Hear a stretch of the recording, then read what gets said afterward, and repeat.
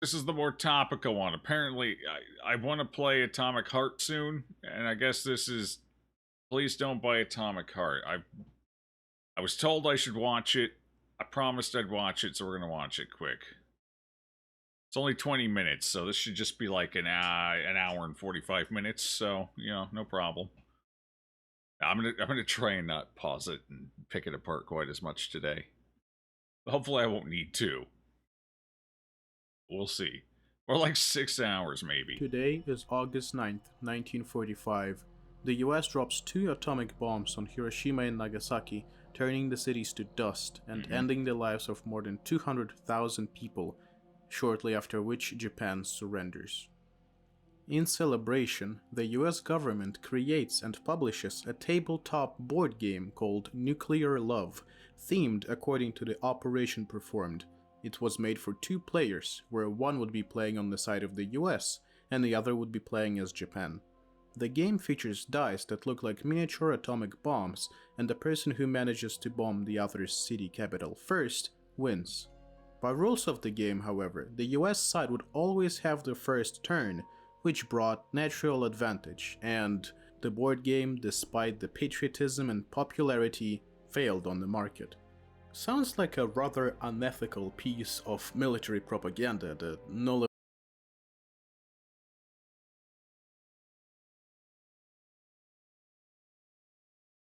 I know this isn't a real board game because I'm very familiar with board games, including old ones. I've always been a fan of board games, but I'm curious what this premise is setting up, because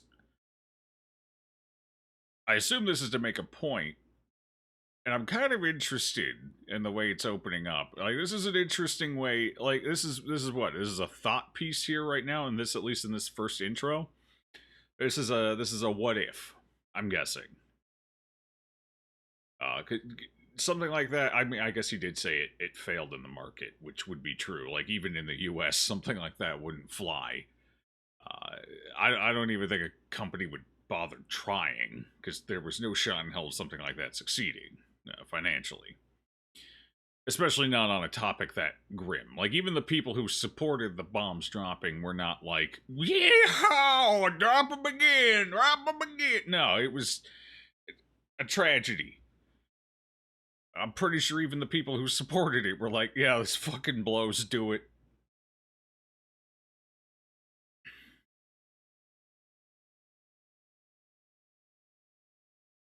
What's up, Sebastian? So, but I'm curious what point is being set up here, I guess is what I want to say. Interesting start to the video, I guess. The tragedies, right? That's because nuclear love never existed and I just made it up. But there is a similar situation that does exist that follows this formula, so you made it up. and it is about to be released, and its name is Atomic Heart. I want to preface the video by saying that if you're the type of person that is still going to buy and play something like Hogwarts Legacy despite its infamy, you might as well click off, as I'm going to explain why it's a bad idea to purchase. It's a weird call out. You're trying to make a point, and then you're already alienating and isolating a large portion of the people who you would be trying to theoretically sway. That doesn't seem like a smart way of opening your arguments. Yeah. Oh, this is gonna be a good video, isn't it? I'm gonna like this one, aren't I? Oh, jeez. Getting ready for a date. First date in over 2 years. Alright, congratulations. I'm sure it'll be fine. These things have a tendency to work themselves out. If they're meant to be.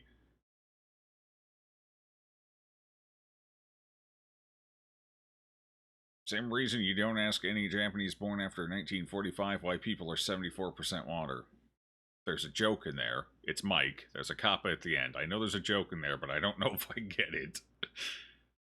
Is that an evaporation joke? 2-hour vid review? No, probably not. I don't feel like this. So the reason the other one took so damn long is because he kept shotgunning statistics and info and infographics out. I had to keep pausing every 5 seconds just to get my bearings on what the hell is going on. I feel like this one's going to be a bit more... I don't think this one will take nearly as long. And play Atomic Heart. Go on, Got it. you have a Joe Rogan podcast to catch up on, or... What? You're coming out of the gate swinging with insults at the very people you're presumably trying to sway. What the hell does Joe Rogan have to do with anything? The dude's a hippie. He's a pot-smoking hippie. Probably did a little too much LSD, honestly. He's got some out there thoughts. Like, I'm pretty sure he thinks he's actively being probed by aliens 24/7. He's funny, though. That's why people watch him. He's amusing. But so we started out with a really strong premise for the video, like the opening intro. Very strong, the whole theoretical board game. And then we just go swinging into insults and dumbassery. Like, oh, it had so much promise, too.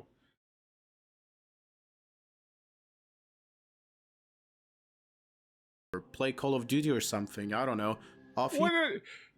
The Call of Duty people just they're lacking brain cells, that's it. Ah, jeez. Now, oh, God. They're all 12 or dumb as hell. They can't help it. They have to play Call of Duty. They have to press W and click heads. It's their modus operandi. It's the only thing their too ganglia can do. Oh no. Leave the COD players out of it. They didn't do anything wrong. They're just dumb. Leave them out of it. Go. Being Ukrainian myself, I'm making this video to spread awareness. So All even right. if 100 people see this, I'm Okay, so that's the satisfied. bias. Even if one person cancels their pre-order because of this video, one I'm person. satisfied. I don't know if I anyone will did. be turning In monetization on for this video if possible, and all revenue from this video will be going straight to local Ukrainian charities. Oh, I mean, that's But fair. let's All right. start with the basics. What Okay, so we found the bias of the video. Fella's Ukrainian, games developed by Russian devs. We found the bias. Alright. So, this video was made in the lens of the current war.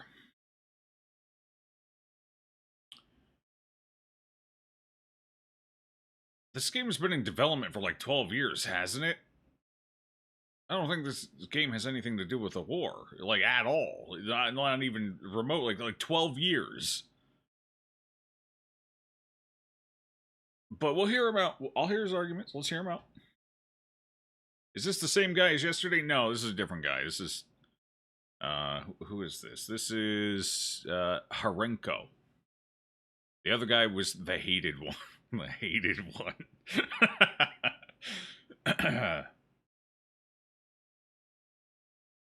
That fake board game actually sounds a lot like Quartermaster Generals. It's a card-based World War II simulator with asymmetric decks and max units for each nation and a fixed turn order. Interesting. I mean, I'm not surprised there's World War II board games. I don't know if I'm familiar with Quartermaster Generals. I don't know. I'd have to see it, I guess. Let's see. Catch up here a little bit. What's up, Debuff Bluff? You have Game Pass, so you didn't buy the game. You do good? I don't know. I don't know. So the stated goal of this video is to get at least one person to not buy the game. Chad, how many sales do you think this video drove? Just based off of this intro here, the first 2 minutes, the first 10% of the video, how many sales do you think this video generated for the game? I'm going to go ahead and say it's quite a few. How many people have seen the video? 2 million views. I'm going to go ahead and say a lot of people went out and got Atomic Heart after this video. I'm going to say at least a couple thousand, probably. So, I feel like this video probably had the exact opposite of its intent. Effect of its intent, maybe? But, anyway, let's hear his arguments. A very strong start, and then we fell off the cliff, and let's see if he can climb back up. is Atomic Heart? Atomic Heart is a video game set to be released on February 21st, 2023 Okay. that is positioned by the developers as Bioshock in the USSR. Okay. It describes the events of the alternative history of the 50s, where the Soviet Union emerged from the Second World War scientifically and technologically advanced. Hang on. Soviet Union emerged from Dude's fucking eyebrows are on. Like, The look at Second those World things. They're War like caterpillars on his face. Nice. Got those Groucho Marx, yeah, minus the unibrow. But, damn. scientifically and technologically advanced, reaching the peak of Okay. development with cold nuclear fusion and intelligent robots. You play as Mayor Nechayev, who is a KGB major and an officer in special assignments. So far, the game has been universally appraised, earning top spots in oncoming games lists on sites like PC Gamer, IGN, and Gamescom. But let's see who From is what I hear, really it's behind it. well-deserved. The game is developed by a Russian studio called Montfish. On the Okay. website of the studio, there is currently So, the premise is Russians bad. Okay. no mention of the fact that this is a Russian game dev. The story of the company begins with its launch in 2017 by a team of 4 like-minded gaming enthusiasts in Headquartered in Cyprus. Original 30-something team of 30-something gaming experience are Artem Galiyev, Robert Bagratuni, Benjia Sidova. Do they? Okay. You have 130 creators from 10 countries, including Poland, Ukraine, Austria, Georgia, Israel, Armenia, UAE, Serbia, and Cyprus. Is any of this inaccurate? Based on the names I'm seeing, I would say no.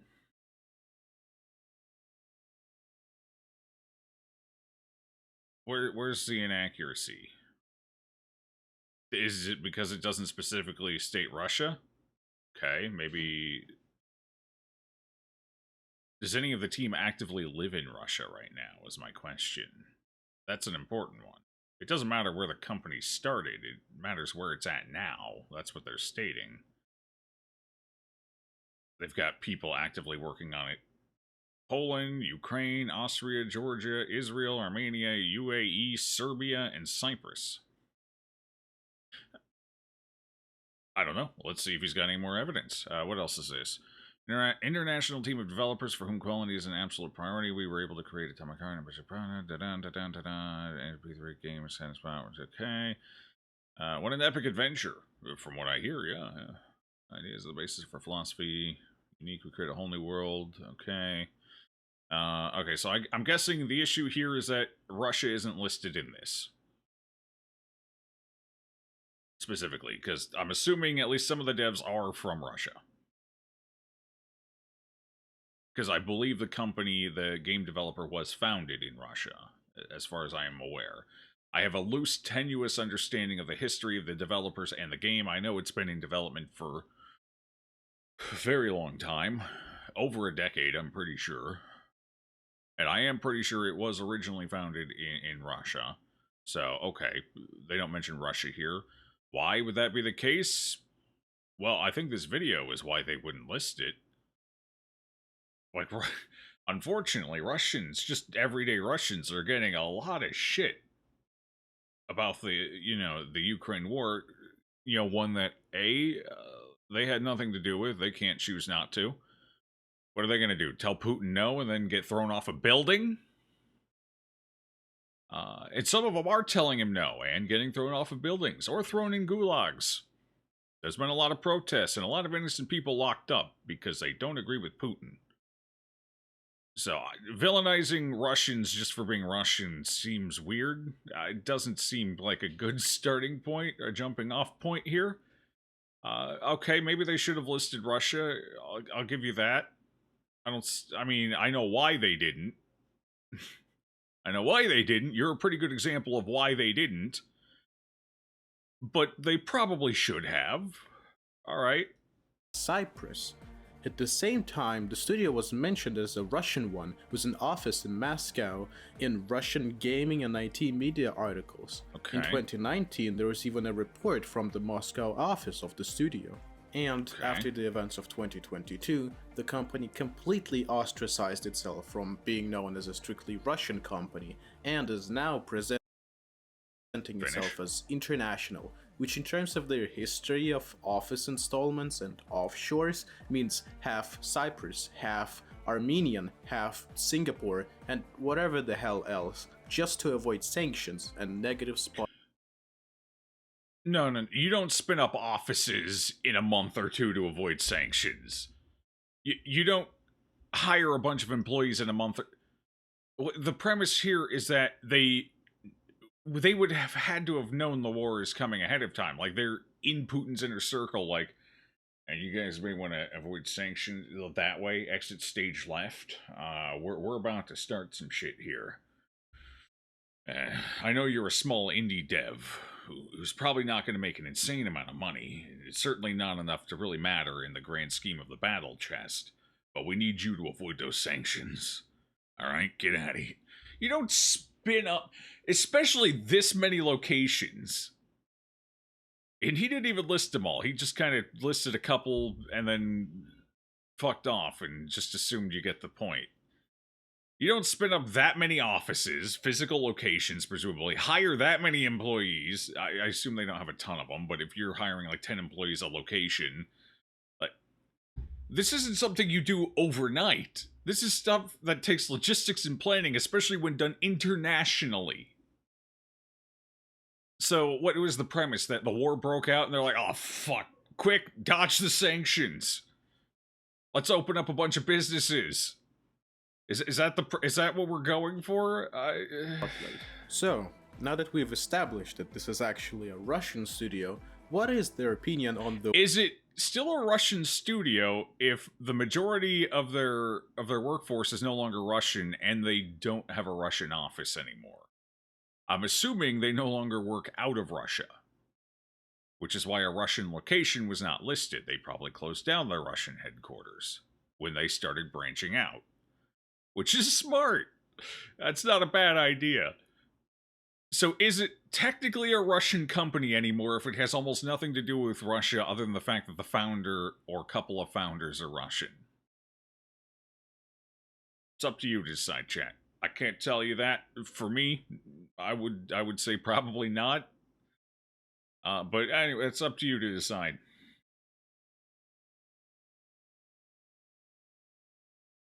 I see telling people to not buy Atomic Heart and boycotting Hogwarts as just kind of pop culture armchair activism. Why this game? Why not Tarkov 2? Or why Hogwarts Legacy? Why aren't you also mad about Universal Studio? Yeah, like, so I saw was it a Twitter? It was a Twitter thing. Some dude on Twitter saying, if you're playing Hogwarts Legacy, we're no longer friends. I'll no longer support you. You're evil. Pretty much almost exactly his statement.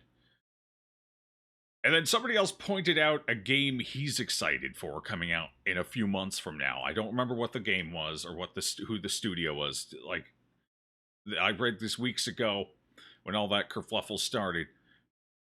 Turns out that game or those devs had, I would say, an equivalent skeleton in their closet, if you will. If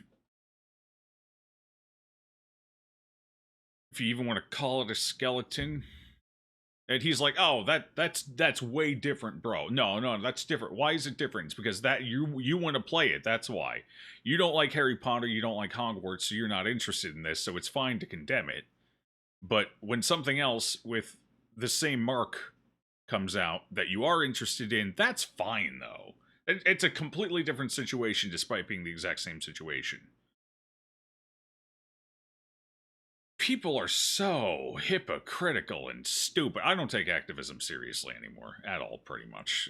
It's all dead weight to me.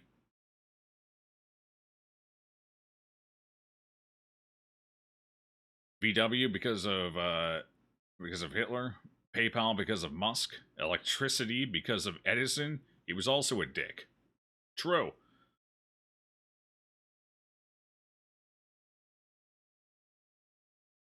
You're fine with separating the artist from the art. Me too. So, in that capacity, chat, one of my favorite games, easily in my top 10, is Fez.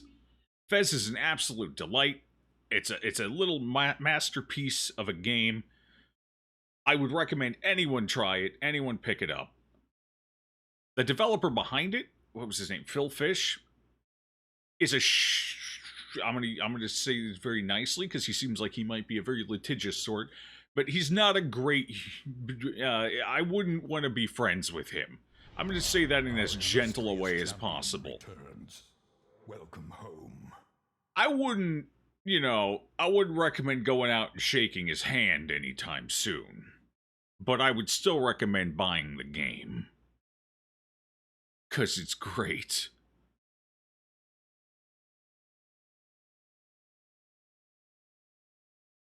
So yes. And like if you're going to draw the line where if the creator of something is bad or doesn't have ideas you agree with, so you shouldn't interact or utilize their product, I hate to break it to you, but you may need to go live in like a hand-built tree fort on a mountain somewhere. You ain't using electricity. You ain't using pretty much any modern tech. Because I guarantee there's skeletons in almost every daily amenity you use, of varying degrees or political alignments. What's a skeleton for some isn't for other. Politics is complicated, but everyone wants to simplify it. Overly so, more often than not. I'm just saying, it's a dumb premise.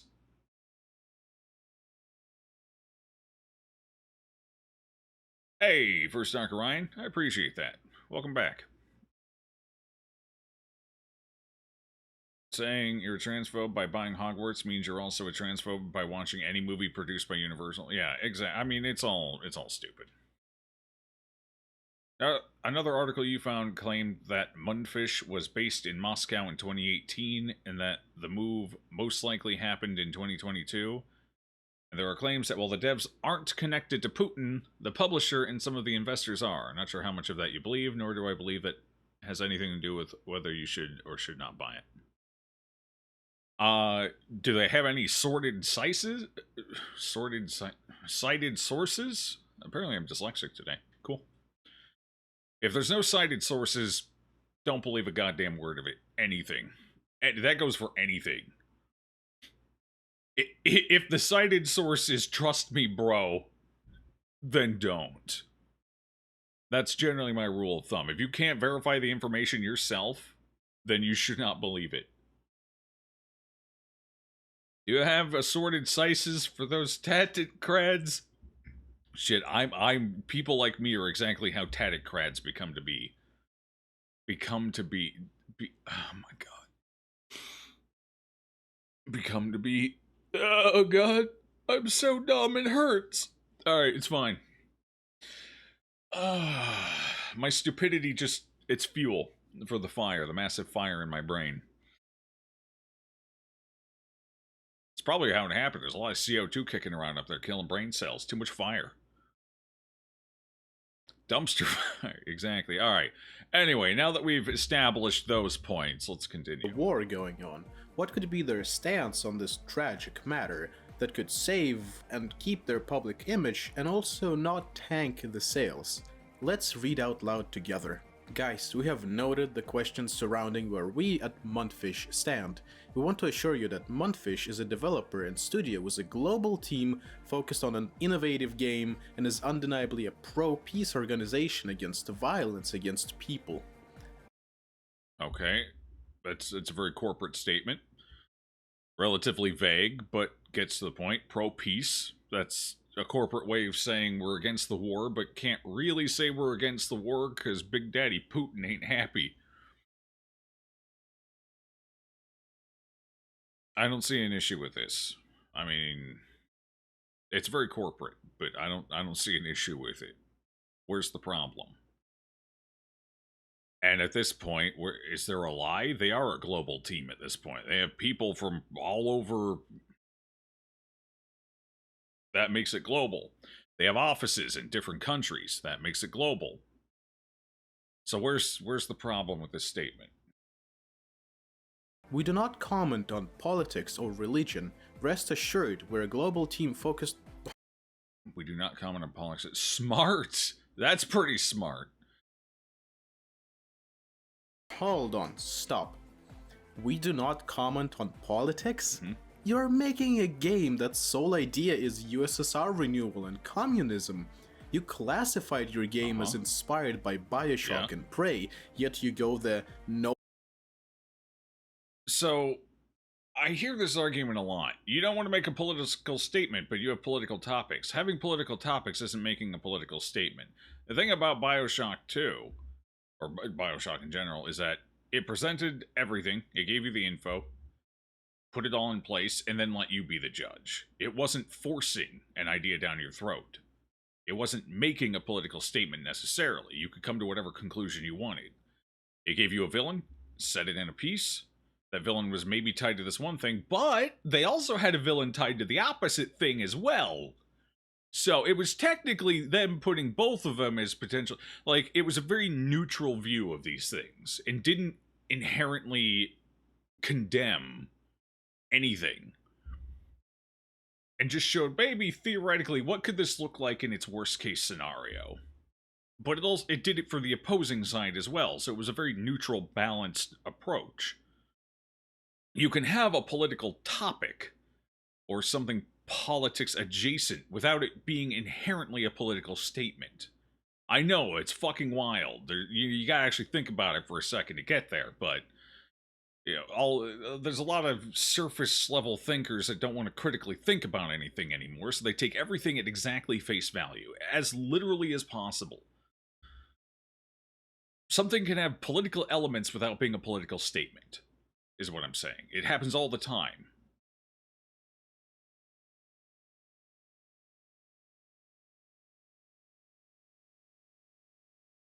Also, Munfish blatantly saying fuck Putin could inadvertently endanger any employees they still do have in Russia. Exactly. Like, this is not a simple... anything involving Russia or Putin is like standing in the middle of a minefield. You really gotta watch your step and hope you don't hear any clicks. An alt history game would be related to supporting Russia. Exactly. This is also alternate history, too. Anyway. I'm sure he'll cover that more in the video. We'll keep going. No politics in my video game route? This is one step away from the types of gamers who say, I don't like politics in my video game, and then immediately open up Fallout. What absolute... Again, Fallout is extremely politically neutral. It puts all the pieces in place and then lets you interact with them and then lets you decide. Which is great. That's how it should be done. That's why people like Fallout. Even people who generally don't like to be...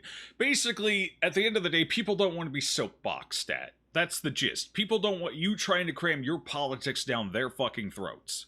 Even if they agree with you, oftentimes, they don't want it crammed down their throats. They don't want to be proselytized to.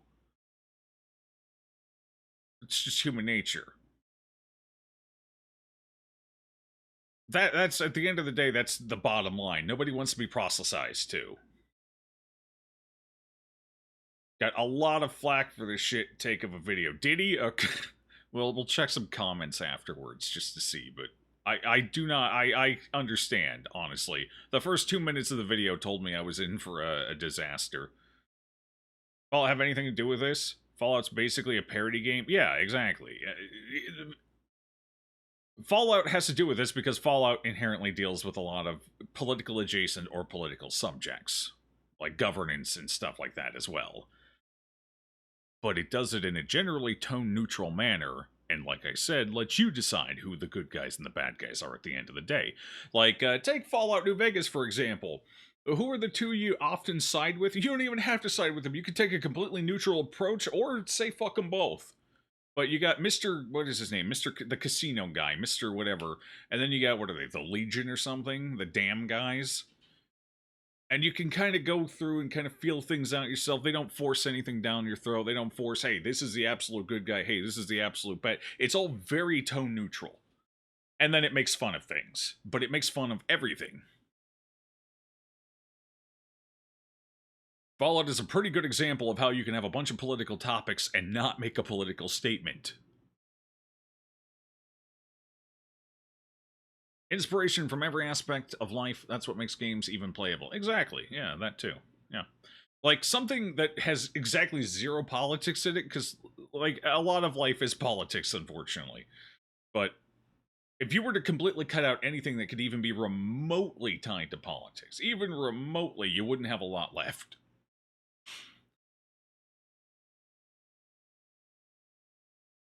But there's a difference between presenting political ideas and situations and proselytizing them, or going aggressively partisan with them. That's what people don't like, the last two. Nonsense. After Myself that, their included. I response to can't stand it. criticism regarding that tweet was simply to ban people, so it's a short end there. Violence against which people exactly? You can't even say it. This is the response to folks asking them if they took money from the Russian government and its entities sanctioned for their role in the Russo-Ukrainian war, calling them spammers. I don't know about any of this information. Do we have any evidence that they took money from Russia? And did they take money from Russia in the last year? Or was that like 8 years ago? Like, keep in mind, this game has been in development for like 10 years. 12 years, 10 years, 12 years, somewhere in that ballpark, between 10 and 12 years. This game is so old and has taken so long to develop, for the longest time, people flouted it as vaporware. That it didn't actually exist, that it was a big scam, because they took money for it at some point. Like, they had, you could, kind of the Ashes of Creation thing, where there's no actual game, there's nothing that exists, but you can still give them money for the idea of the game and to help them develop it. Kind of Ashes of Creation does largely the same thing. Although the difference between Ashes of Creation and the developers of this game is the developers of this game did not keep you exactly as in the loop as Ashes of Creation does. But I do remember there being a lot of flack about that and people screaming vaporware about it for years, and that was ages ago. I'm pretty sure that was before Guild Wars 2 came out. And Guild Wars 2 came out 10 years ago. So, Now, let's look at the CEO of Montfish, whose name is Robert Bagratuni. Except that it isn't. His actual name is Maxim Zatsepin. Max previously had a position of a creative director / top manager in Mail.ru, which is now presented as VK, the biggest social media platform in Russia. okay. It doesn't take much to figure out that a platform that is based in Russia, directed and controlled by Russia, and is used only by Russians will have a strict pro-Russian stance. But what does that have to do with the game? He did it at one time. Is he still operating it? Does he still own it? What are the further details here? Also, changing your name does not inherently make you a villain. I know a lot of people who have changed their names. Some people do it to westernize their name more, make it easier for people to deal with. Chat, let's be honest, I can't pronounce a Russian name to save my fucking life. I can't do it. It's never gonna happen. So, and I'm certainly not alone in that. So sometimes people change their names or westernize their name a bit more to make it simpler. It's not uncommon. A lot of people do it, and some people just change their name for other reasons completely unrelated to the pronunciation. Some people just change their names for the hell of it. So I don't know how that... I guess the implication here is that that somehow makes him a villain because he has a different name now. Or that he's trying to necessarily hide something, but we don't know why he changed his name. And if he's no longer in Russia and has moved elsewhere, the westernization angle is probably why. Realistically. doesn't end there. Meet Yevgenia Sidova as the founder of Montfish. She's a former model and an owner of a modeling agency. She worked at New Media Stars, where she was in charge of the computer graphics department. That company is now in charge of various pro-Russian mass media, such as Vzglyad.ru and Dni.ru. Is now in charge. Was it in charge back then? Is now in charge of. If she's no longer working there, what the fuck does that have to do with anything? what's the point? Why bring this up? It's trying to create a false connection. Like, if she's no longer working there, because presumably she now works at Mundfish, the company she founded.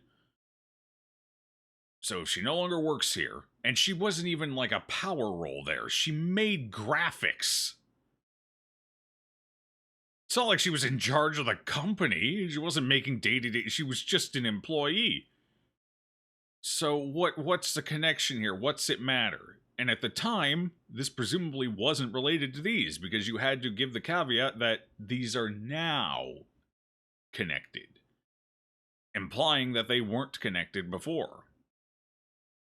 So why are we making false arguments here? Why are we trying to... This almost feels more like slander than it does like an actual argument. According to the former employees of the company, all Mundfish transactions and checks are on her behalf. Let's roll back the time the founder, a little bit. So okay. The game has been in development for quite a while, and by quite a while, I mean at least 7 years, with its earliest trailers dating back to 2017. And the scene in 2017 and 2018 wasn't as smooth for them. Many people got interested and excited, but a lot of people were skeptical. Mundfish is a shady company that has never made a game. Their VR project was a scam. Wait, who wrote this? Who's this from? Is this guy? They rolled out pre-orders for Atomic Heart before the game even appeared on the website. Not uncommon. Pretty common in crowdfunding these days. They were maybe a little ahead of the curve, but not uncommon. Whether you like it or not.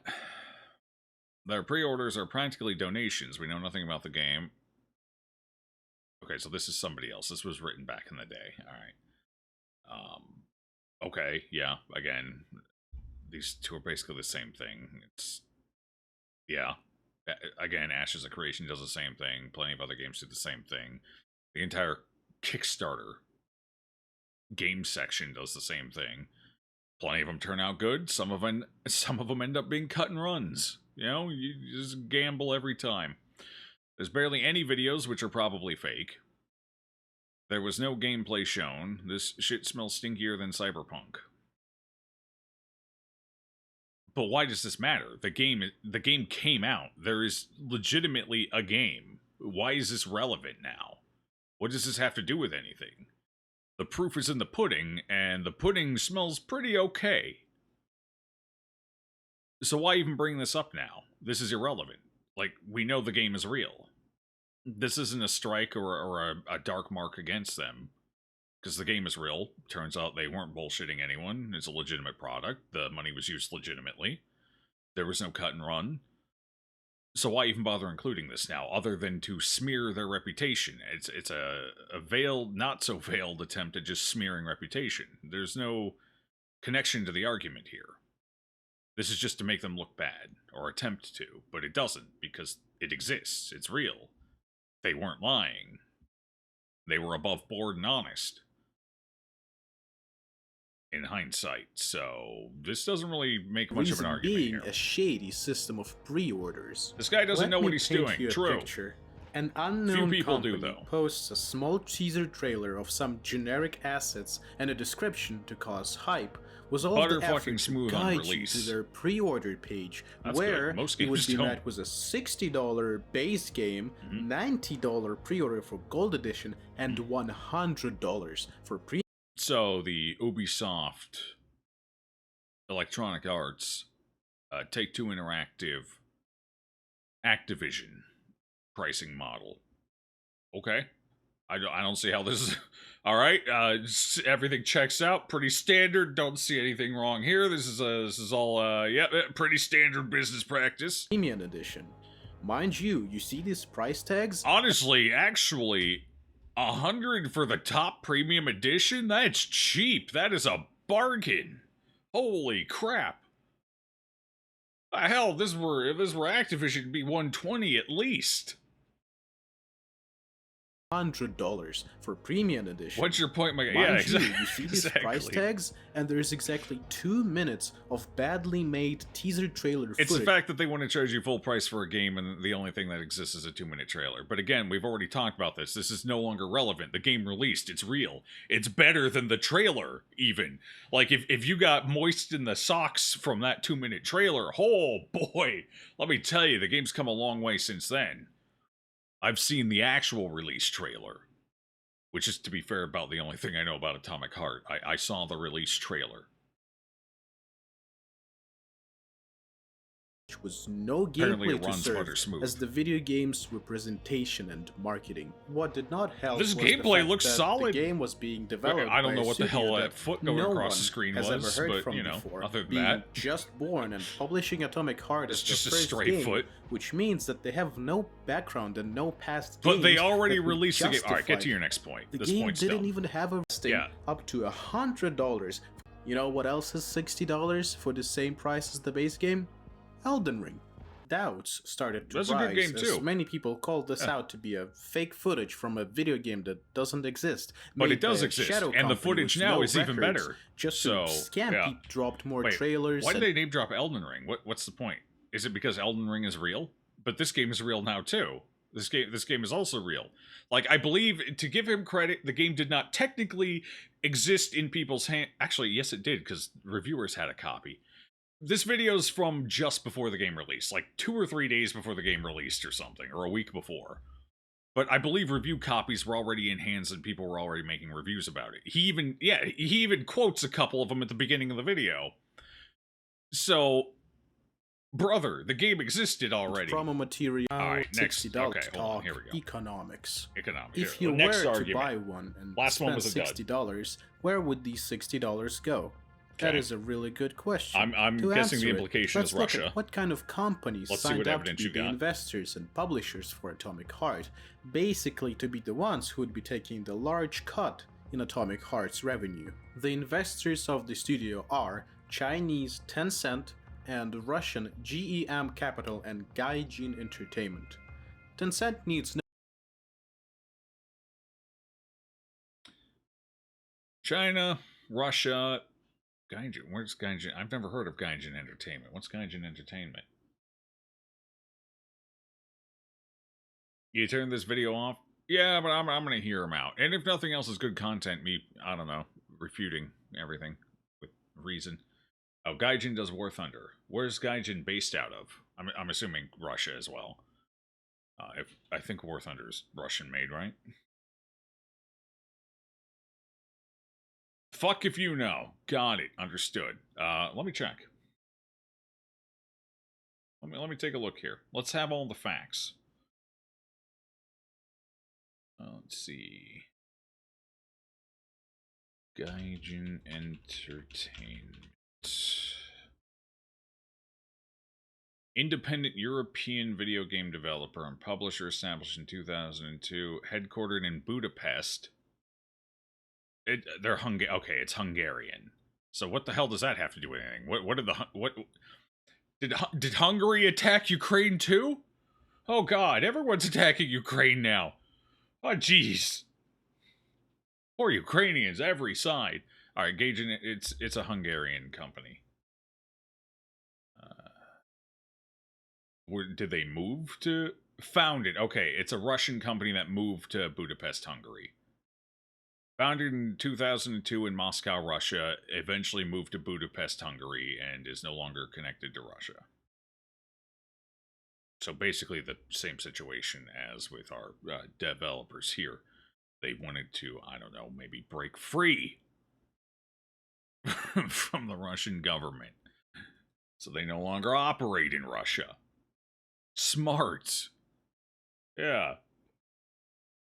Okay. Alright, so the irony of this is... Hold on. Alright, chat, what do you think the odds are this dude plays and enjoys a game that's at least partially funded by Tencent, considering Tencent at least partially funds pretty much everything in gaming at this point? I don't like it. I'm not a big fan of it, but that's just what it is right now, and that's how it is, and everything you play has Tencent money in it. Probably at least 10 cents. You got to live up to the name. It's fucking everything. Exactly. What are the odds? Hold on. Is he a gamer channel? Does he do gamer stuff? Hold on. Let's take a look here. What do you do? What do you play? Do you play anything? Jeopardy? Wait, what is this? Destiny 2. He makes Destiny 2 content. Chat, who's got money in Destiny 2? Like a significant amount?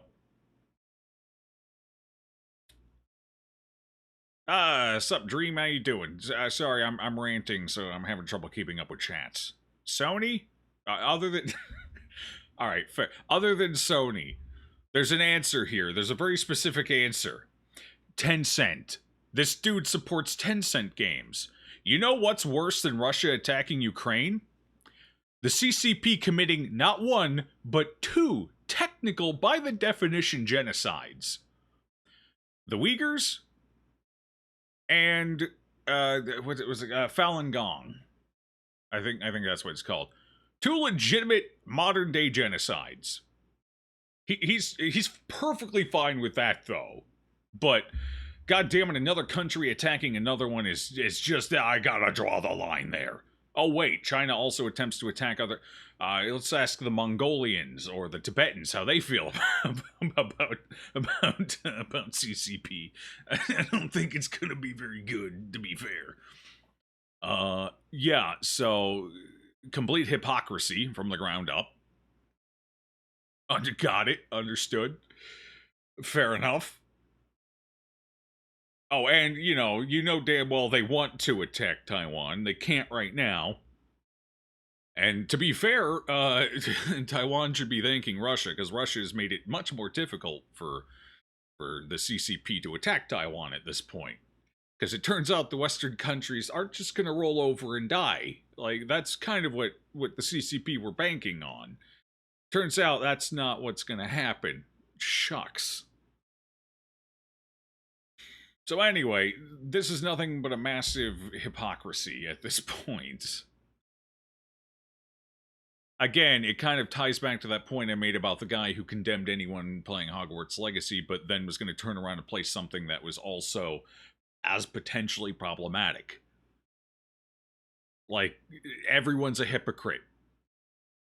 Everyone's a hypocrite. Alright, continue. No introduction, being infamous was its licensing technique and hunger over it's users' YouTube data. stream too, both so doomed. Criticize the Gene CCP. Entertainment, which Shit, chat. Oh no. That's right. YouTube's like the CCP's #1 supporter, or Google specifically. Oh no, what have I done? Oh well, who cares? moved from It's not like Russia they to push my Hungary video in content 2022 anyway. in order to avoid conflict. They already and kind of continue shoved me in its a dark activities. corner in college. The head of the PR, Konstantin Hovorun, illegally visited the Ukrainian Crimea, which is temporarily occupied by Russia, Finish and the thought. repeatedly spoke in support of the policies and politics of the Russian Federation. But the most interesting sponsor is GEM Capital. So somebody in Russia talked positively about Russia. What was he gonna do? Tell Putin to take it up the ass? Like, when in Russia, you do as the Russians do. If I were in Russia, I'd basically be stroking his peen right now. I ain't going off a building. I don't like heights. Like, there was somebody throwing off a building like last week. Safety regulations are terrible. Accidentally fell off of a building last week. And that was an ally of Putin. Like, holy... yeah, no, they tripped. Oh, sorry, yeah, they really need better safety railings or something. See you in the gulag. Yeah, I'm already in the gulag. I mean, yeah, no, if I were in Russia, I'd probably be on my knees making sure he's all fluffed up and looking good, too. Just for my own self-preservation. And he illegally visited Crimea. Crimea was probably is conquered territory at this illegally conquered territory. So visiting, I guess the idea is you can't visit. What if you already had family in Crimea? Like, there were a lot of Russians who just live in Ukraine, even before Crimea was annexed. Like, there have been Russians living in Ukrainian country since the fall of the USSR. Like, they've been there for a very long time. Even, like, the Rus people have lived in Ukraine longer than Ukraine has been Ukraine. Like, they've always kind of, at least in some capacity, been there. In fact, that is technically the origination of the Rus people, is what is now modern-day Ukraine. Before they were technically classified as, called themselves Russian. Kiev was the original capital of the Rus people,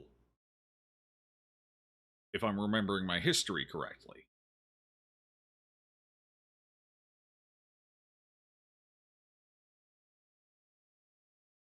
So, like, he may have had legitimate family living in crime. I don't. This is a flimsy argument. GEM Capital is a Russian fund founded by Anatoly Pali, who previously worked at Gazprom's subsidiary Gazenergoset.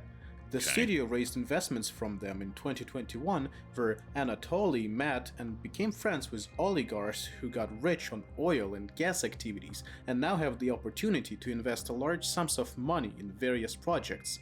Namely, the export of gas and oil is one of the main categories of income of the Russian budget, the money from which goes to the military industry.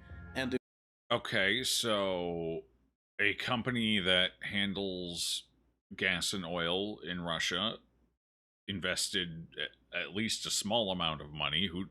We don't know how much. He hasn't stated how much. Like, it's not like they invested 100 million. I highly doubt this game had that much budget, considering how long it took. Then again, maybe with how long it took, maybe it needed that kind of budget. I don't know.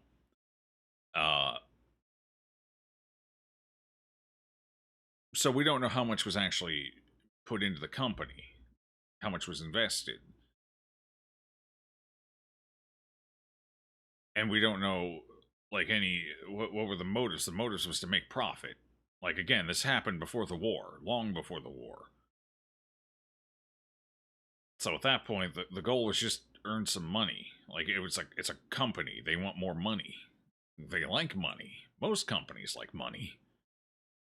I like money. Money's good. Money's great. Chat, do you like money? I think we all like money. We all want to make money.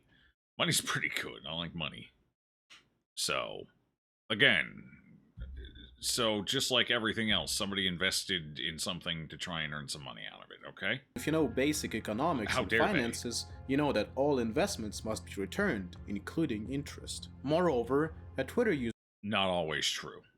Found Pali's connection to other Russian state institutions, such as the sanctioned, systematically important bank VTB. The game attracted as many as 4 publishers: Xbox, 4Divinity, Focus Entertainment, and VK Play. Let's focus on VK Play. It is known. Let's focus on the one that has some Russian connections, and forget the other ones. Fuck the other. They're irrelevant to my argument, and they actually kind of work against the argument I'm trying to make. So let's just ignore them. Let's pretend they don't exist and just focus on this one that might advance my argument. To be a gaming division of the former Mail.ru, the same Mail.ru who had Maxim Zatsepin as their former top manager. And again, it is closely somebody connected formerly with the Russian worked government at a position. Participates in many initiatives of the Kremlin. Every company in Russia, much like every company in China, works for the government. Why? Because it's an authoritarian government that has seized control. Everything. And you don't have a choice. You know what choice you have? Get out of Russia. What did these devs do? They got out of Russia. They made it. They did it. That's the choice. They did it. And even then, they still have to tiptoe because they probably have family in Russia. So there's only so much they can do. Like, they can't move all their family, extended family, their entire bloodline out of Russia. Atomic Heart is being developed with money that originated from sanctioned Russian businesses such as VK and Mail.ru, and banks which are systematically important to Russian government. But this money came into play before the sanctions from the game could be directed to help the Russian government in its invasion. Relatively new, Thus, at least by regarding buying Atomic Ukraine. Heart, you would pay money to companies that support the Whereas they aggressive presumably policies got and this military money actions for of the Russian development Federation. well Lastly, before there were the some game incredible released. terms of service and privacy policies spotted over at Montfish. The Okay. website now leads to a 404, but someone managed to capture these screenshots. Basically, it says that your information can and will be transferred to the Russian government. What do you mean, basically? Don't just basically give me a translation. You're the one asserting a claim here. Fucking translate it so I can actually read it verbatim. You don't get to make a claim and then just say, well, essentially, in my words, this is what it says. No. That's not how that works. I mean, I don't necessarily disbelieve him. He's probably telling the truth. But this is not how you make an argument. In particularly, the Federal Security Service held not just your username, but your Yeah, a company operating in Russia with your information has to give it to the Russian government if the Russian government asks. Same thing with any company in China. If China wants the information and Tencent has it, guess what Tencent's going to do? They're going to give it to China. Why do you think every business in China has a CCP branch in it? A Communist Party branch, which is mandatory. Every company has to have it. That's why I'm very careful about what information I give to companies that have a direct link, more than just like a financial input. Like actual access to the data and servers. That's why you won't catch me dead on TikTok. full name, physical address, Other than the email, fact that TikTok phone is number, just full of IP dumb. address, and so on. Gotta say, their Okay. mobilization methods are getting kinda dire. Finally, let's talk about the game itself for a bit. But that webpage no longer exists, so presumably they have a new one up. I wonder if they put that new one up when the company, I don't know, moved out of Russia, and the old one was no longer applicable because they no longer had to give your information to the Russian government if asked. So they got rid of that one because it no longer mattered, because they're not in Russia anymore. It's almost like they needed a new terms of service or something and had to replace the old one because it no longer served purpose. Notice how he didn't put up the new one. Why? Because the new one probably doesn't say any of that, because it's no longer true. So he's not giving you the full argument or the full picture. He's cherry picking and pulling things and omitting anything that doesn't really work with what he's saying. Set in the USSR in 1955, And they Atomic said Heart's something like, story yeah, that begins one was as old the and we Soviet redid it. scientist Okay, Dmitry exactly, yeah. Sechenov I mean, it makes creates sense. an They're no longer in Russia. They AI-assisted don't need legion to... of robots Yeah. that take control of all manual labor, leaving humans free to live a So, reality based. So what's actually happening in the world? Yeah, automation. It's the future, baby. life of I didn't leisure want to and work luxury. anyway. The main protagonist is a mentally unstable officer on special assignments, nicknamed P3, who is sent by this Professor Sechenov By the way, chat, this is really glorifying the USSR here. Like, this is what it was like back in the day. This is very glorifying. I feel like the USSR is definitely a strong utopia. Yeah. No, definitely. Yeah, I'm really getting those utopia vibes here. Like, everything's perfect. USSR should be in charge of everything in the modern world because look at how well they're doing. My God. to keep the situation at Facility 3826 from deteriorating. The game is set in a utopian universe where the USSR had won and had a major boost in technical progress. The gameplay I is can centered see. around fighting through hordes of various types of enemies, ranging from playing robots to You mean robots that are on the fritz and are kind of flipping out and causing a ruckus? It are definitely very utopian robots. Because, like, if you don't have a little conflict in the utopia, like, what are people going to do, right? So this is very utopian, robots running around trying to kill everything. Yeah. cosmic horror type And fucking Cthulhu's here, too. You know, that's necessary. You have to have Cthulhu for utopia. It's the only way. The dreamer knows. The dreamer knows the way. Without him, nobody will find it. Yeah, this is really glorifying the USSR right now. They've got giant monsters destroying everything. Yeah, that's glorification at its finest. Securities. The game is filled to the brim with USSR-themed keepsakes and memorabilia, Yeah. from drinking condensed okay. milk straight out of the can to actual flags and symbols of the USSR hammer and sickle. This kind of approach So it created a setting and has put stuff in that belong in that setting. How dare they?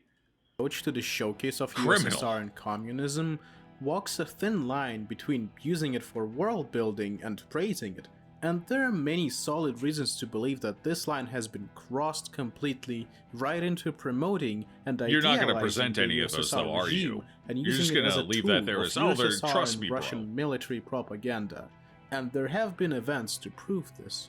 Take a look at this event that people behind VK organized. It was a special showcase of atomic heart for the Russian press, which was stylized in the game's Soviet aesthetics, and they Is this specifically Soviet-esque? I went to a restaurant once a few years ago. Looked a lot like this, actually. It was Italian.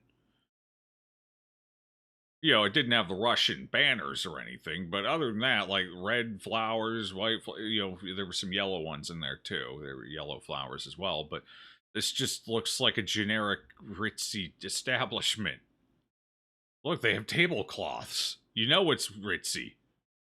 That dude's got a bottle of wine in a three-piece. This dude's taking a selfie, so obviously everything degenerates, but anyway. They made effort for marketing. I don't even see, where's the glorification of the USSR here? Like, other than the fact that they use red and there's Russian words, what am I supposed to be looking at here? did not go stingy on Damn them for their Victorian era, definitely Russian aesthetic. Damn you. the decorations, huh? The event included a dinner in a large banquet hall where you could see Soviet-style They had dinner in a banquet hall. Oh my god. The USSR is definitely the only entity that has ever done that in history. slogans like "Glory to the Soviet engineers" or "Comrade, join the Society of the Future." One of the users in Twitter Okay. replies said, "Imagine if developers of Wolfenstein had a Nazi-themed party." Wait, didn't they? I feel like I remember them having... It wasn't quite as overt. Like, they didn't have the swastika and shit. But they sure, about as much as this one glorifies the USSR, Wolfenstein definitely had a thing where it was very much there. Some of the symbology was stripped away, admittedly, but it was there. Not to mention, chat, Wolfenstein made actual Nazi propaganda films to market the game.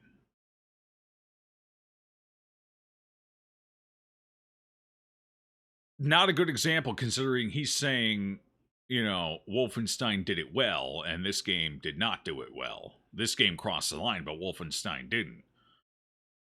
Except Wolfenstein did everything this game did and also made propaganda videos, which were amusing. You missed it, but I posted Mundfish's response to the privacy policy thing. I think I saw it.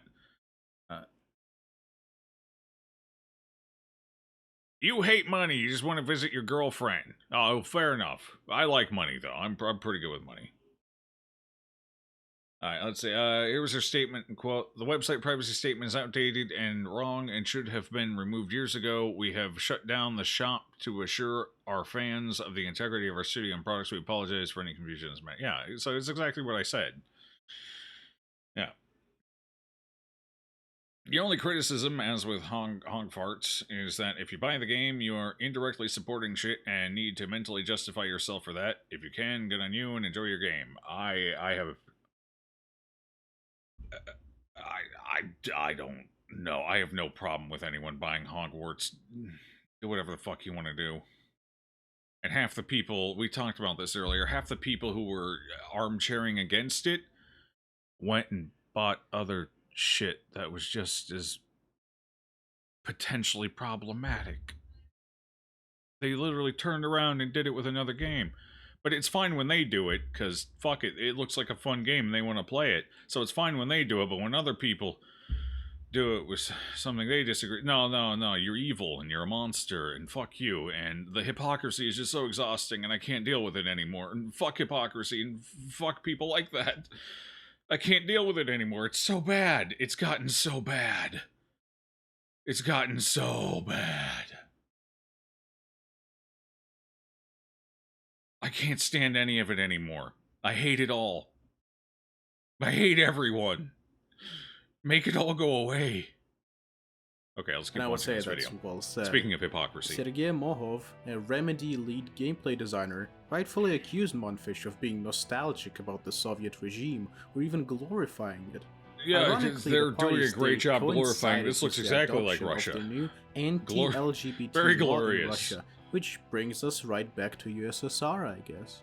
A major point that I want to bring attention to, that there have been numerous well-made games with a Soviet or USSR or low-lie Eastern Europe theme or setting. Let's bring some examples. In Singularity, the Soviet Union discovered a source of element 99 and has special powers that could warp time itself, trying to bring it to the glory days through time travel. If you're in the mood for video games that came out 15 years ago but already played through all the world famous ones, you should give it a try. In Half-Life 2, the setting of City 17 has not been directly said to be in a specific part of the world, but it's clear that it's been influenced by Eastern Europe's architecture and style. Bulgarian art director Viktor Antonov, the person behind City 17 and Dunwall of Dishonored... Wait, so why are these fine, but Atomic Heart isn't? What is Atomic Heart doing differently, or what did these do differently? Why are these fine, but Atomic Heart isn't? Like the one you just said, they tried to use a time machine to go back to the glory of the USSR. How is that any different than Atomic Heart? I don't understand. You're listing games that are fine because you presumably liked them back before this whole war thing broke out and you thought they were pretty cool, but this time it's a problem. Why is it a problem? Why are you a fucking hypocrite? Carry on. mentions his childhood hometown of Sofia as main inspiration for City 17. Other places like Belgrade were also used as reference. In this Mudfish Bed. Oh, the streets true. of Right, I forgot Montenegro about show that. what it Yeah, would yeah, yeah. be like to live through the failure of an attempted communist revolution. You can still see artillery damage and bullet holes in the walls, notes the lead writer Helen Hinpere. There's this feeling Okay.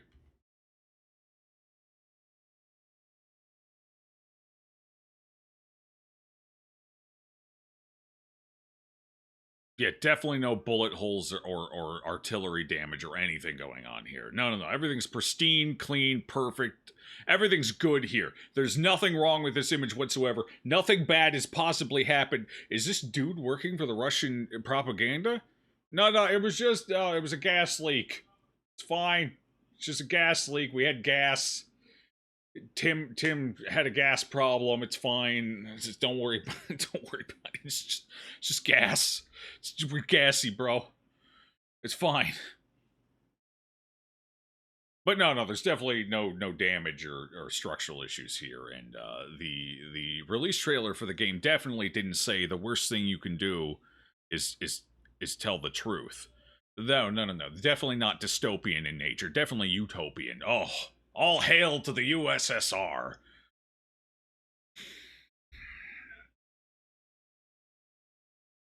I think people are making me dumber. People are definitely making me dumber.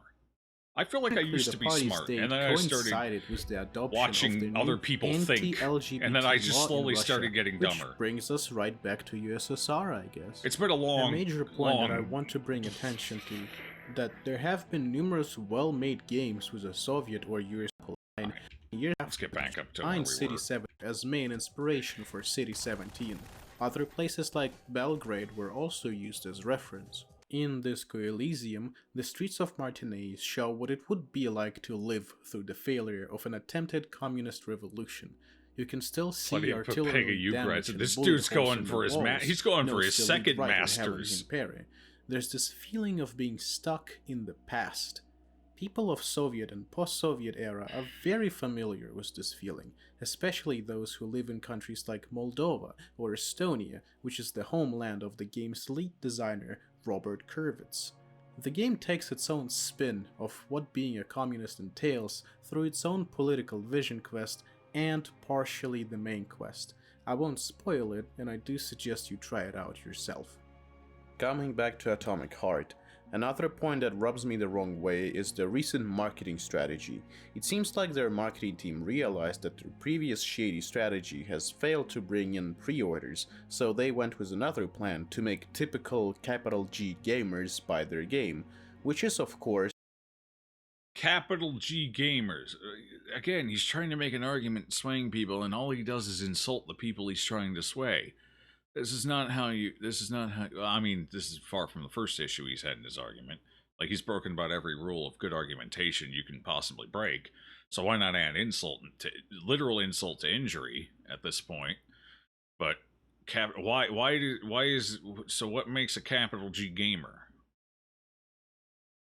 none other than through sexualization and objectification of women. Of course. So far I have avoided showing these characters on screen, but I am talking about the couple of female USSR-styled robots that they suddenly added in recent trailers and thumbnails to get the attention of the lusty neckbeards. You mean the ones that have no face? And other than general shape? No, like, there's no nips there or anything. There's no shape. Who the hell is getting off to this? Don't answer that, chat. I'm guaranteeing it's not the neckbeards. I'm guaranteeing it's probably the people who do all the hentai drawings and shit. I guarantee they found a way to put nipples on. They're probably getting off to it, and I'd wager most of them probably aren't neckbeards or incels. They're, I don't know, whatever the other sign's equivalent is. So, why...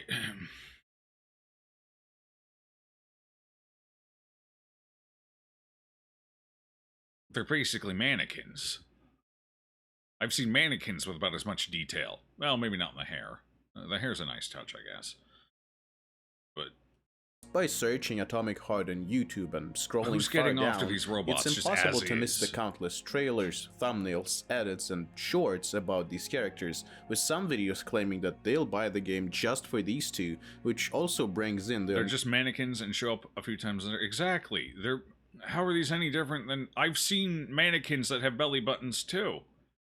How are these any different than just fucking mannequins?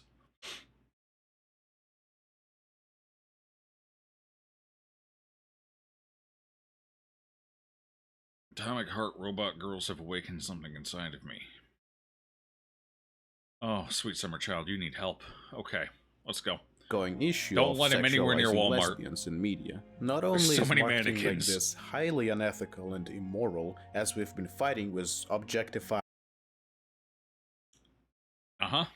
Carry on. and sexualizing women, especially in media.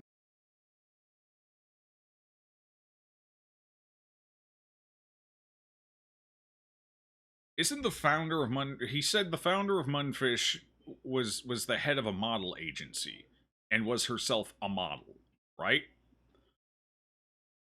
And that's the founder of the company. Somebody far more qualified to probably talk on objectivity and sexualization than the dude making this video, and she seems cool with it. Something like...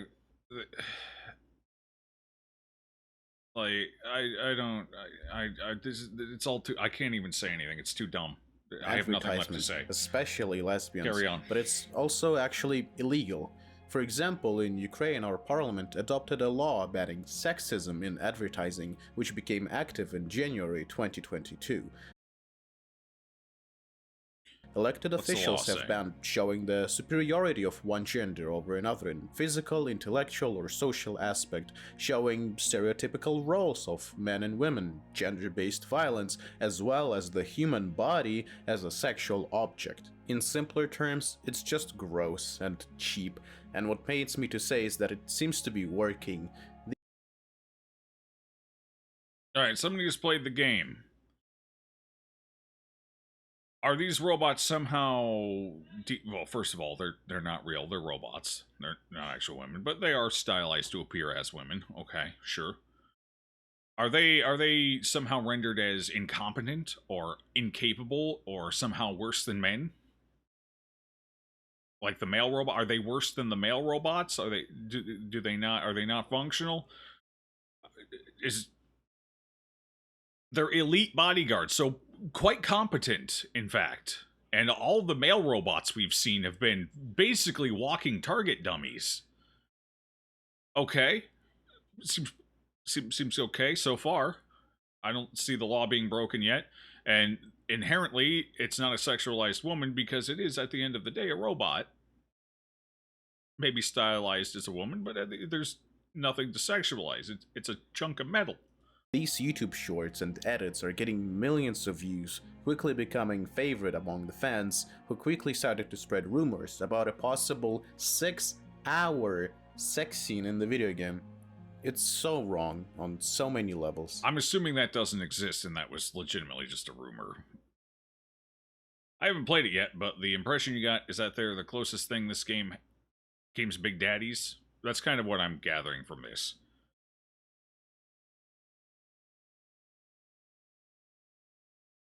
That was a rumor. The scene is in the game.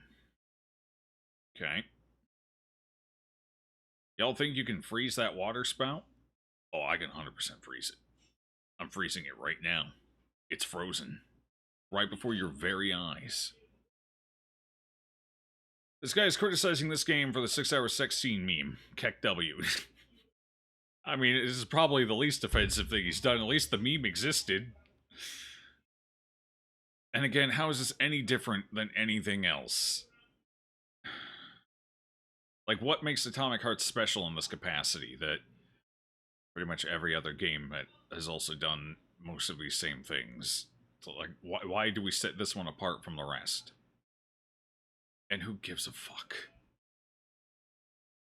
Sex sells. Always has, always will.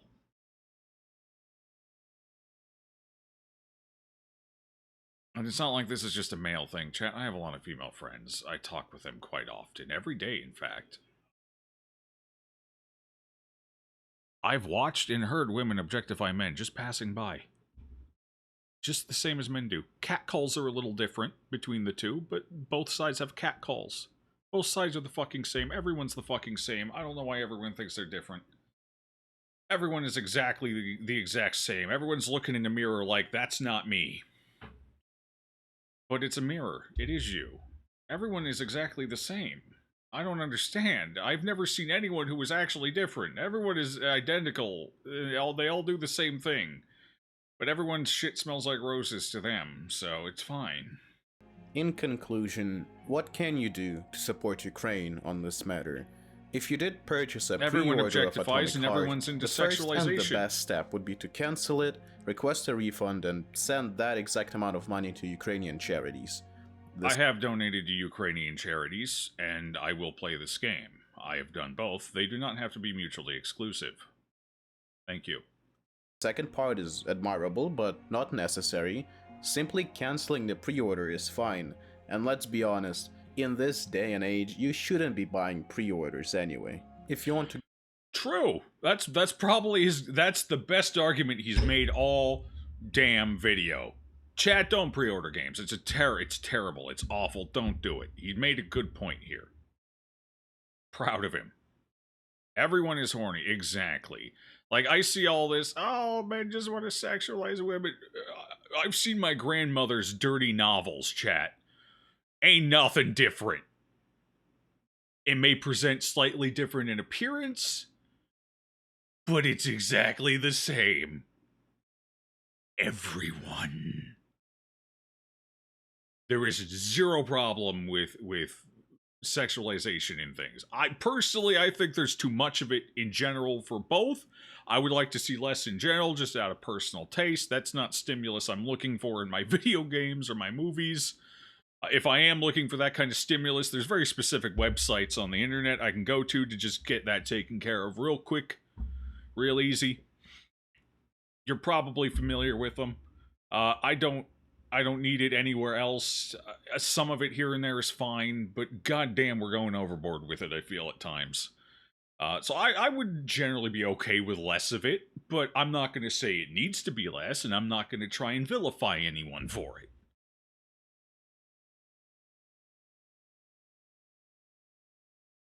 Why? Because I'm a rational human being, and we're in very short supply these days, it feels like. Go a step further, you can do the following. You can go to the game's shop page, click on the complaint flag, select the item, breach of the law, contains materials that violate the laws of your country. But you showed the law, and there's no violation of those laws in this game.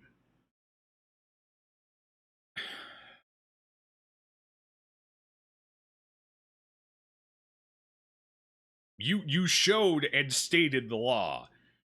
And I was looking, and I didn't see that law being broken anywhere. In fact, the females in this game seem to be elevated. Like, they're the only ones that can get anything done, apparently. So it's quite the opposite of breaking the law. It is very much following the spirit and letter of it, if anything.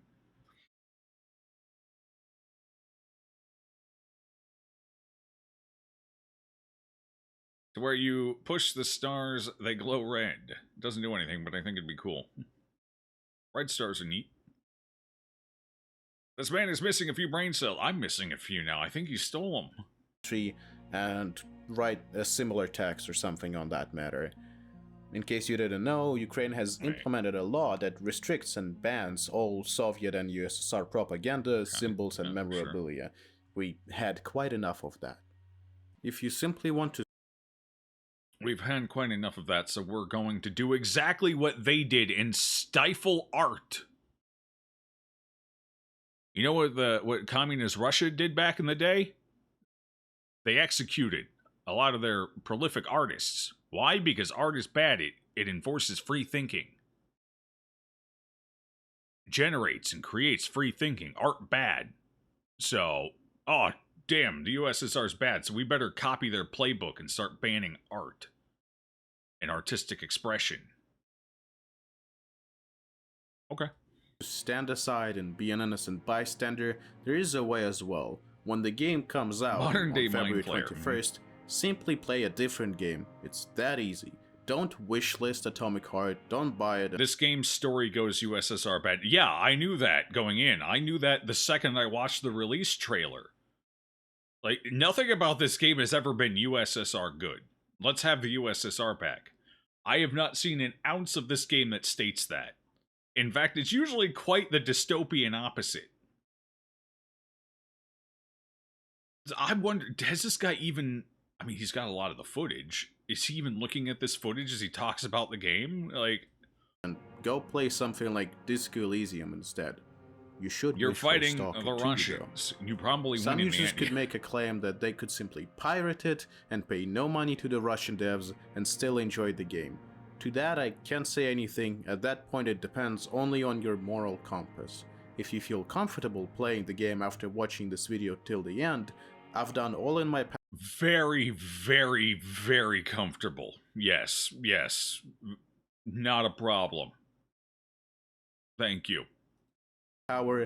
You've opened my eyes. I will play the game, thank you. Can't control your wallet, so I can't stop you from pirating this game. It's just up to your morals and ideals at this point. In the description, I'll be sending the links to... Notice how he's elevating it to a moral issue, though. You are a bad person if you play this game. He's not giving any leeway. There's no wiggle room. If you play this game, you are a bad person. That's very black and white, very authoritative, very, I don't know, that sounds like something that might, have happened back in the USSR. These strong blanket statements about morality and acceptability. I feel like this has happened before at some point in history with some large entity that took very similar blanket stands and really, like, all of the articles used for this video. Whether to check it is up to you.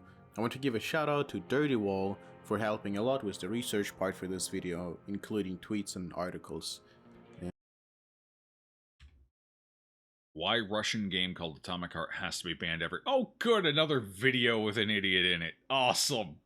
Okay. For helping a lot with the research part we're for not this watching video, that one, including tweets and articles. I've watched all I can stand. This is why you shouldn't buy Atomic Heart. misleading marketing, shady pre-orders, USSR glorification, and direct financial gain to Russia's military. I know He never established that Russia's military was effectively going to benefit from this. Like, he made the claim, and then he mentioned a couple of organizations, but didn't really connect any dots.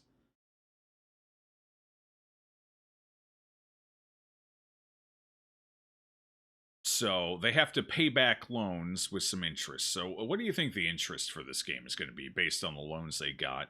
And considering they got those loans quite a while ago and it was a small indie company, they probably weren't massive loans, and they were mostly from corporations. I don't know if you know, chat, but a lot of big corporations over in Russia are starting to spin up their own militias. Why do you think they're doing that? Because they're very confident in the Russian government and definitely support it wholeheartedly and without question? I'll let you decide why they're spinning up militias to protect themselves.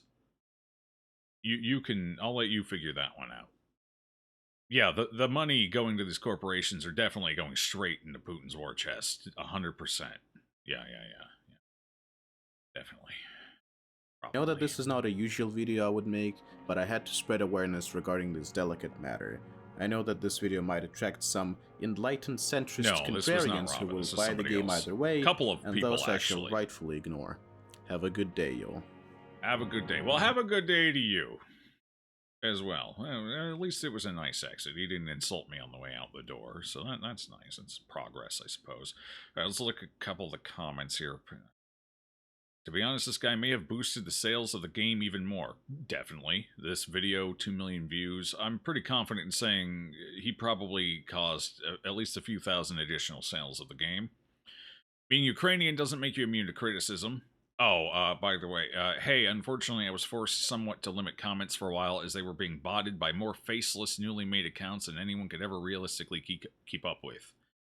I'm reading them and appreciate people taking the time to provide their thoughts and feedback. Hope you can understand.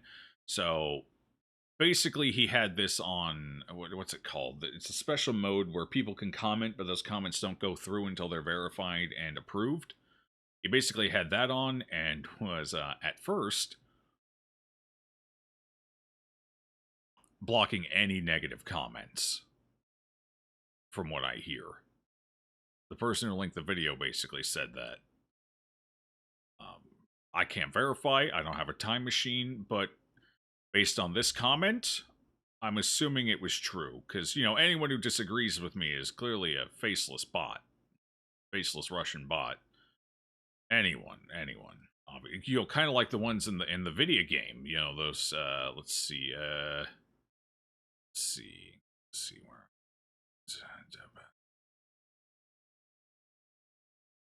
You know, kind of like, oh, it's not going to load. All right, well, never mind. Joke's dead.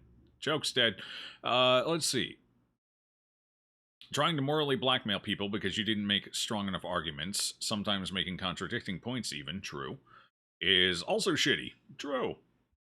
That's in Russian, no idea. Or, not necessarily Russian, Cyrillic, whatever it is. Everyone who disagrees with me is a Russian bot. Seems to be the case. Or at least was. It looks like they've opened the floodgates now and are no longer blocking things. If they blocked them, again, I cannot confirm that. I can only go off of what I was told. But given their statement, I kind of believe it.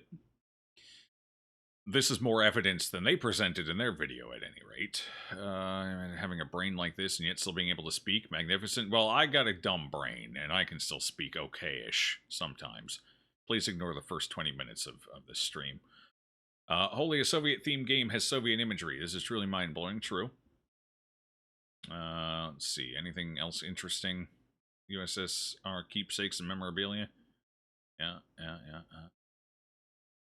2 copies? Well, this person's just a dumbass. Like, there's being reasonable, and then there's being knee-jerk in the opposite direction. This is also dumb as hell. But sure, I mean, your money, do what you want with it.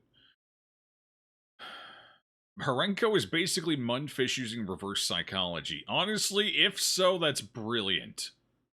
And I can respect the hustle, but damn them for making me feel this way. Exhausted.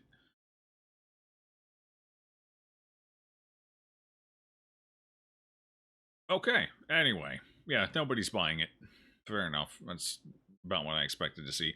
Wait, Joe, does being a Russian bot mean I have a chance with the sexy robots from the game? You have a better chance than anyone, but I'm pretty sure they're going to cut your dick off. Or your antenna, or whatever the hell robots use.